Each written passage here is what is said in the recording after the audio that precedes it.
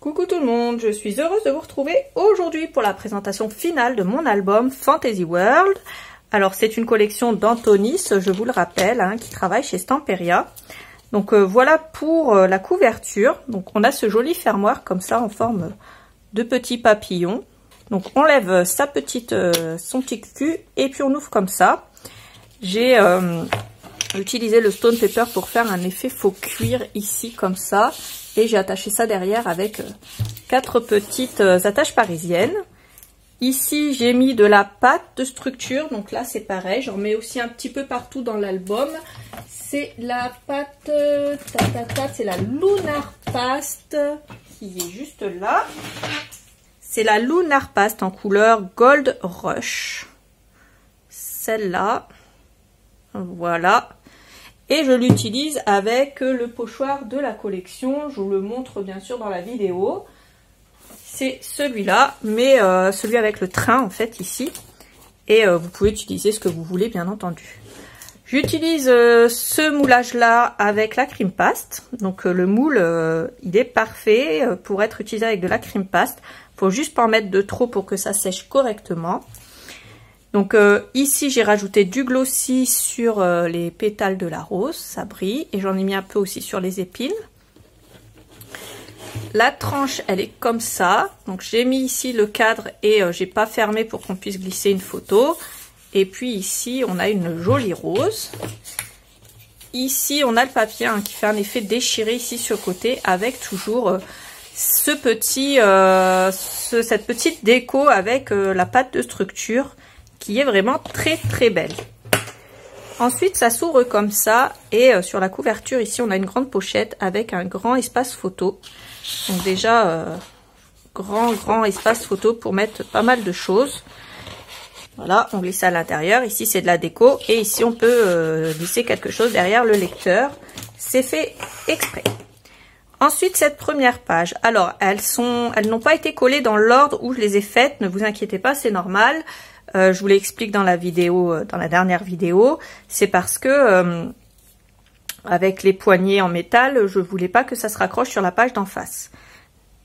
Ensuite, donc ici il y a des fleurs qui ont été à la base mises en 3D, mais à force de les maintenir à plat dans mon meuble pour pouvoir coller, ça s'est un peu raplati.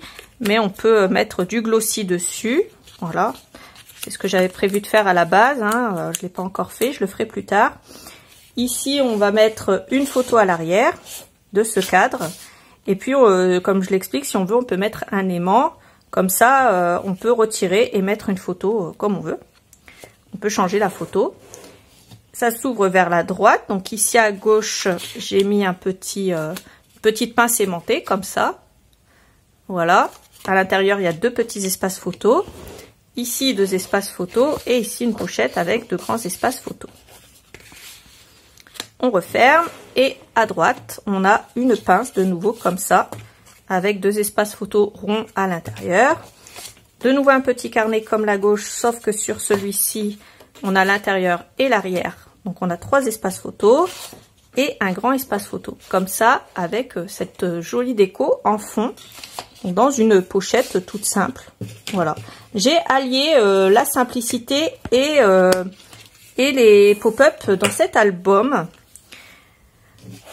Voilà. Donc pour celui-là, alors c'est pareil. Vous voyez, j'ai mis du pochoir ici. J'ai mis de la pâte de structure en pochoir. Ici, j'en ai pas mis, mais on peut en mettre un peu partout. Ensuite, ça s'ouvre sur un pop-up comme ça. Donc il y a 1, 2, 3, 4, 5 espaces photos plus une petite pochette ici. Et ici, il y a une petite pochette comme ça, dans laquelle j'ai glissé une petite carte. Ça s'ouvre vers la gauche, un espace photo ici, un espace photo ici. Ça s'ouvre vers la droite, 2 espaces photos ici et 2 espaces photos ici à l'arrière. Ensuite, un grand espace photo. Donc là, on peut mettre une photo en portrait ici, une en paysage ici. Et ici, pour le fun, j'ai ajouté cette petite porte qui s'ouvre, derrière laquelle on peut éventuellement mettre une photo avec des éphéméras ici en décoration. Pour la page suivante, on tire ça et on a 2 grands espaces photos. Donc décoré d'un côté mais pas de l'autre. Et puis hop, ça se glisse ici à l'arrière du train. Pareil, hein, j'ai décoré avec le pochoir ici et là. Ensuite, ça s'ouvre vers la droite sur ce beau pop-up. Alors, je vous remontre comme ça. Donc, il y a un espace photo ici. En dessous, il y a une pochette avec 3-4 espaces photo comme ça. Et ils sont gardés par notre petite bête mythique ici. Et sur la gauche, on va venir tirer ici. Hop, on tire là. Et on a ce bel espace photo qui se redresse comme ça fait un beau cadre. On pourra mettre une belle photo dessus. J'ai rajouté de la pâte de structure ici également. Et quand on tire en entier, on a cette rose qui nous maintient une petite carte derrière laquelle on peut écrire un secret aussi. On referme, on passe à la page d'après. Ici, il y a ce joli cadre comme ça. J'ai mis de la pâte de structure tout autour. Et puis, j'ai mis du glossy sur le papillon. J'ai rajouté un papillon éphéméral là et un ici. Donc ça s'ouvre à droite et à gauche. On a un grand espace photo ici, un ici. Et puis on va pousser cette cascade.